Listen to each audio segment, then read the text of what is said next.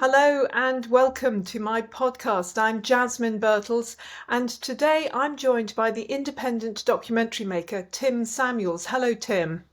Hello, hi Jasmine. Now, Tim, I asked you to come on the podcast because I'm really interested in the documentary you're making at the moment. It's about a particular bugbear of mine and of a lot of people, DEI, diversity, equity, and inclusion, and how the DEI ideology has infiltrated all types, every type of institution, it seems to me. Is that, am I right in saying that?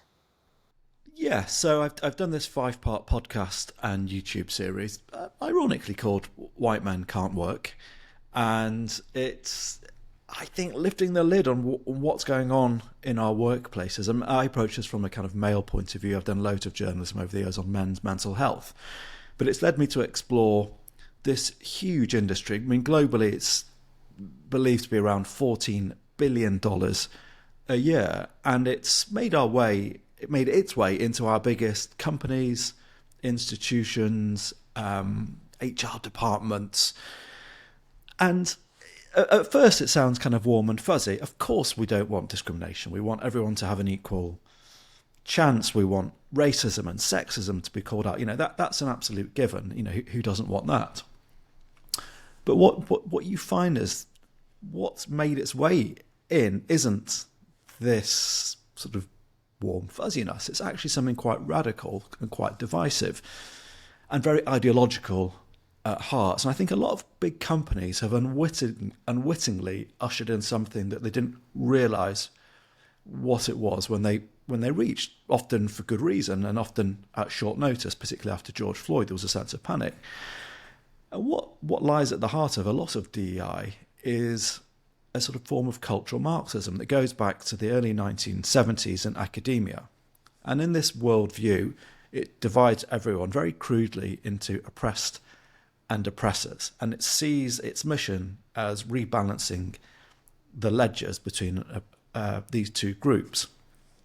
So if you're white, if you're male, you're automatically an oppressor. And it doesn't really matter whether you come from a very working class background or what your particular journey's been. And this very divisive ideological entity has, as I said, made its way into our companies. So rather than something which is pragmatic and evidence-based, it's something which at heart is very ideological and divisive. And as a result, what many companies have seen is that when they roll these programs out, not only do they not work, they're counterproductive. They make things worse for the very people that were meant to be helped, women, ethnic minorities.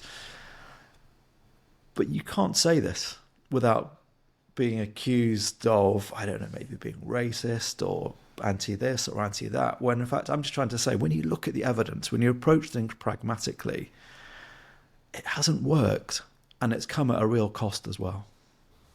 So, what are the costs of DEI? I'm assuming there are quite a number of different types of costs, apart from actually financial.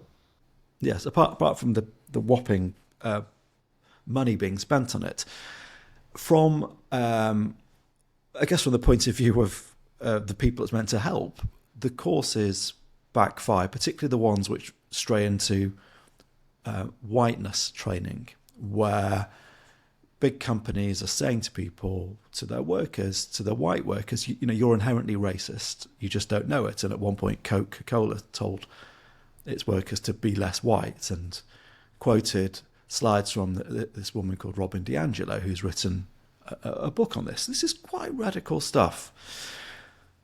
People don't respond well to being told that they're racist, or privileged for that matter. So what you find is that there's a backlash, particularly amongst white men who go on these courses, and as a result, things are worse for women and people of colour afterwards. It's also had a big impact on men and their mental health, and just a sort of basic willingness to speak openly. We surveyed men across the UK and America and found, somewhere around half of all men are self-censoring at work. And that doesn't mean they're dying to say something incredibly sexist, but just can't bring themselves to do it. It means that they're sitting in meetings and are too scared to give honest but respectful feedback, was the phrase, to colleagues, let alone, risk making a joke. About a third of men say it's affecting their mental health because of this kind of constant anxiety that you can say or do the wrong thing, and that's curtains for your career. So it's having an impact on women, on people from minority backgrounds, having an impact on men. And then you've also got the kind of wider sense in which these quotas are thrown overnight and have to be filled. But that comes at the expense of meritocracy, where you're having to rapidly fill a quota, and people are getting jobs who aren't there on merit. And that's been called out in some places. The RAF here, Thames Valley Police Force over here, have faced action where people have been over promoted, where it's kind of actually gone against the law. But people are being set up to fail as well. They're being put into jobs that they're not up to doing. And I talked to a woman who works in a vast mine in North America, who says they brought in a quota overnight, and previously the women who'd all been there were there on merit and within these very safety conscious jobs, engineers dealing with kind of huge pieces of equipment. And she said, she now finds that there are people doing the job who just aren't up to it. And as a result, she says she hates it because people are calling her a sort of DEI hire and other women, and it sort of drags everyone down. When in fact, to address this stuff, you really need to look at things over a much longer arc. It takes harder graft. You've got to go and target kids in high school. So as long as as young as 12 or 13, mentor them through school, do skills training, support them. Addressing some of this stuff requires a lot of work and a lot of effort, and it should be done. But companies just want the overnight PR hit of, we've got this quota, we've got that quota, and ultimately it's just setting everyone up for failure. And we've pushed aside the money aspect, but I think most of us have seen adverts for example, diversity and inclusion managers at the NHS for 70, 80 grand a year or more, possibly. Well, if only. So there was one I found in Wales, which was up to £139,000 a year, wow, which is phenomenal. For that, and I talked to a professor of oncology who's saying, look, we could be getting 3 nurses, we could be getting 6 healthcare assistants. Not to mention, he said, these people come in and their job is to encourage more action, which ultimately will eat into people's time. So he says, as it is, he goes on an annual awareness course, which he finds demeaning. He says people in the health service naturally, so it's one of the most diverse workplaces in the country, if not Europe. You treat patients as they present. Staff aren't racist. If there are particular blind spots, and there's some questions, for example, around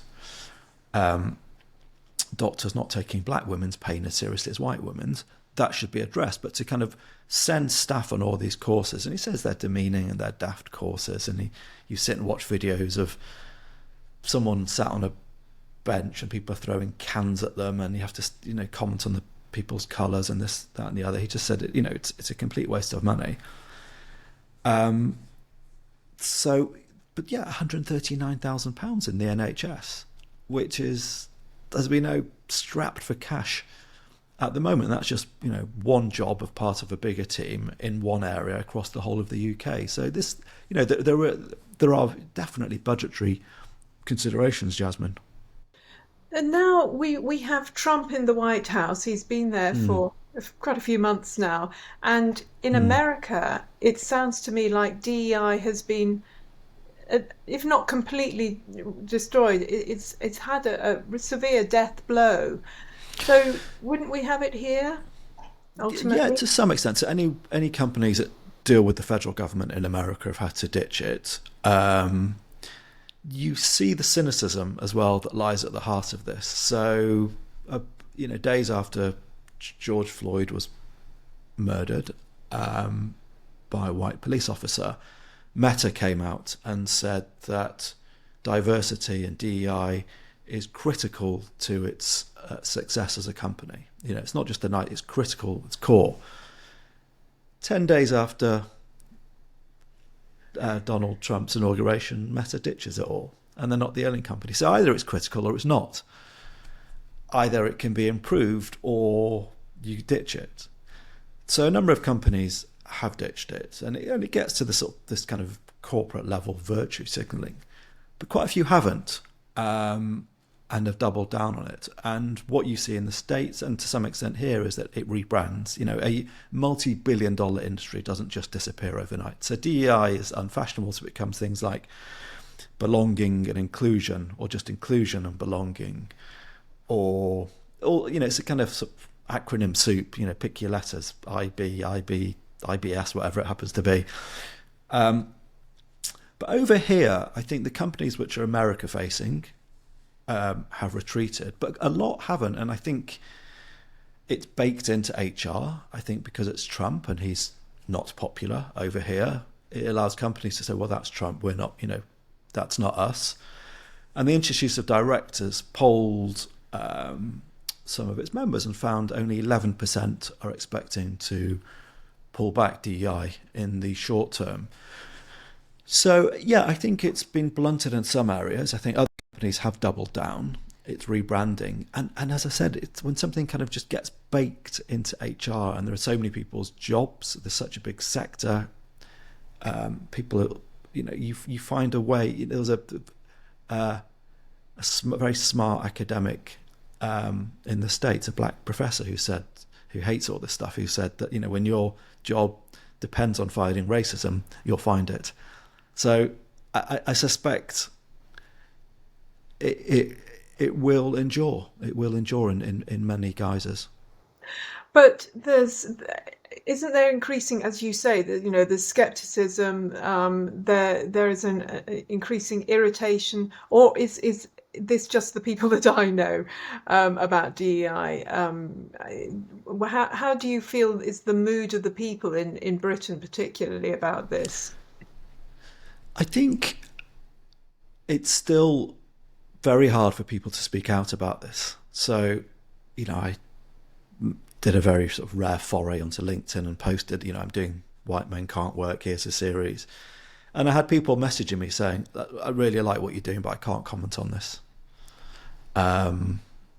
It's still seen as something in that kind of, there's a groupthink still, and it hasn't been broken.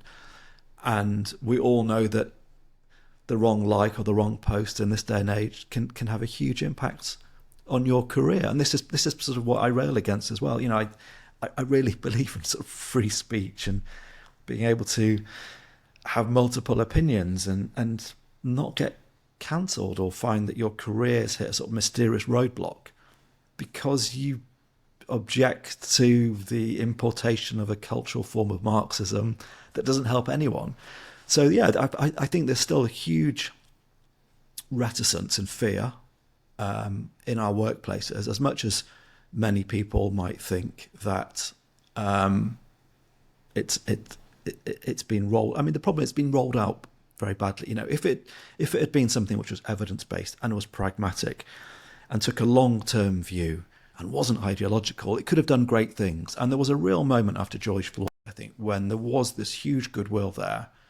And men themselves know that, a lot of them have had it pretty good for a long time. Lots don't. Lots of guys are really struggling and our mental health levels are terrible.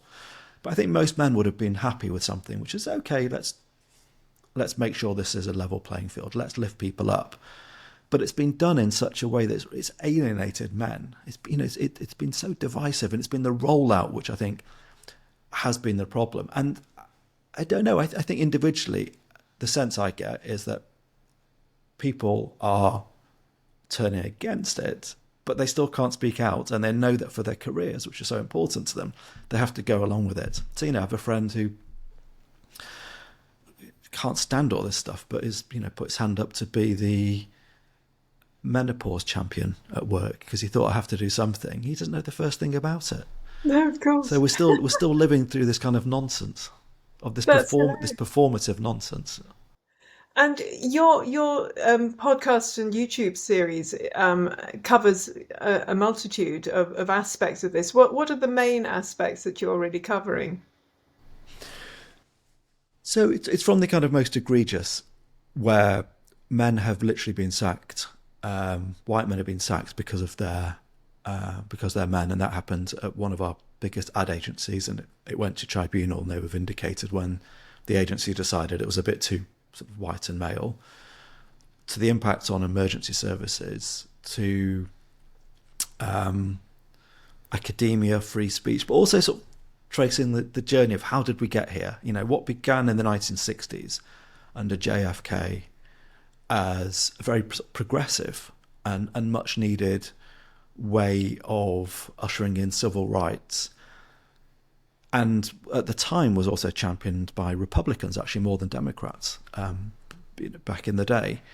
How this kind of well-meaning, well-intentioned movement took a radical direction in the 1970s when some people felt that the progress wasn't fast enough, and kind of sat there in academia and sort of gave birth to DEI. And then there was this kind of this panic, particularly after George Floyd, and our biggest companies got to do something, or got to be seen to do something, and grabbed for DEI, thinking, well, this is the solution. We can stand behind this. I just don't think they realised what they went for. I think they thought it was a sensible solution to an urgent problem, and it wasn't. It was they've literally. I mean, it's kind of crazy that you've got our biggest capitalist entities bringing in a form of Marxism, and then CEOs who feel that they can't challenge this because who are they to challenge it? Because they're often white men, and they're part of the problem. And it's easier for them not to look at the data. It's like, well, we tick that box. But when you do look at the data, and this Harvard professor I've been working with has studied 8 million people who've been through DEI training, and it's counterproductive. It doesn't work. It makes things worse. And if any other form of a business was running this, if you were spending billions a year on something that wasn't working, you'd think pretty hard about keeping it going, or you radically change it. But people are so blinded and terrified of standing up to this because you might be seen as racist, or you would say that you're a white man, that it doesn't get the same scrutiny as other aspects of a business, which is long overdue. Because I do think there is obviously huge work to be done around stamping out discrimination, but we're just going about it in the wrong way. And it seems to me that it dovetails with ESG, environment, society, and governance, which is I mean, all these acronyms. It's a WEF project. Do you think that much of this is coming from the WEF, or is it just general academia from, as you say, the 70s onwards, that's actually created this hydra-headed monster? But I think ESG, DEI all sort of fit into the same bucket. I mean, I can't speak to the WEF's role to that, but I think you have well-meaning people who have fallen for something that isn't what they thought it was. Listen, of course there has been some good. We're having conversations that weren't being had before. Some people have reined in their behaviour, which was probably previously unacceptable. There's always nuance to this, but fundamentally, the big programs which have been rolled out are they're not fit for purpose, and we need to replace them. Because I guess what we're seeing in America is that DEI is being banned and ditched separately on a corporate level, but it's not being replaced by anything.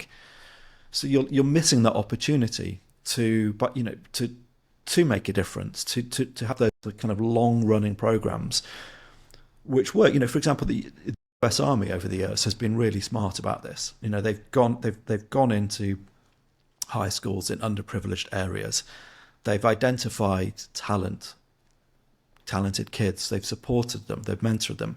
When they join the army, they give them ongoing training and skills. And crucially, they don't drop standards. So it's still meritocracy. No one can be accused of you're only here because of this characteristic or that characteristic. But you're getting the very best people from the widest talent pool. And that's really smart. But it takes time and effort. And companies, by and large, Coke are doing it a little bit, but companies, by and large, don't have the foresight to do that, or they just want the quick PR hit. And finally, Tim, if you're in a company like so many people are that has this grip on its people, and you are wanting to do something about it to change things, what is your advice to individuals? Is it to have more courage and to speak their truth in a gentle way, perhaps? What would you say is the best way to combat this as individuals? It's really hard for individuals. I mean, I think at sort of C-suite level, it's easier to kind of take a bolder stand. But I guess I would start with, how do you gather data? How do you find out if this stuff is working, what the impact is, what it's doing to men and male attitudes, and what it's doing to people's mental health? Like any program, try and get the data to see, is it working? Is it beneficial? Could we be doing this differently? And I think it's kind of trying to move it around from saying, we can't do nothing, but let's do something that works. Let's do something that actually brings men on the journey. Let's bring something along that isn't divisive, that makes people feel like DEI hires. But yeah, I recognise it's really hard for individuals to put their head above the parapet without career damage. So I think I would hope some of the bigger institutions, whether it's the Institute of Directors or the other people that you know far better than me, would come together and say, let's actually have a good look at this, because we're wasting a lot of money, but we're also squandering the opportunity to make a difference, and it's not good for business. And there's this kind of, once you lay out the evidence, I think it's much easier to work from that, because at the moment it's very feelings led. It's very much, this is my lived experience, this is how I feel, you can't tell me I don't feel this. But let's get back to evidence and data as a starting point and build something that actually works. We had this kind of mad panic. Let's step back now and say we've had enough years of this running to analyze it, probably dismantle it and rebuild something that works. So how can people find out more from your podcast? Where do they go from your podcast and your YouTube channel? So it's called White Men Can't Work. It's on the usual podcast places like Apple, Spotify, and it is on YouTube as well. So you can put White Men Can't Work, find it, and I'd love to know what you think. Great, I'll take a look. Thank you. Tim Samuels, independent documentary maker, podcaster, and author, if you like, creator of White Men Can't Work. Thank you so much. And thank you for watching. Thank you for listening to the podcast. Do remember to like and subscribe, follow, tell all your friends. Oh, and comment as well. I always read your comments and I do reply. So do that as well. And come back next week for my next podcast. This has been Jasmine Birtles. Goodbye.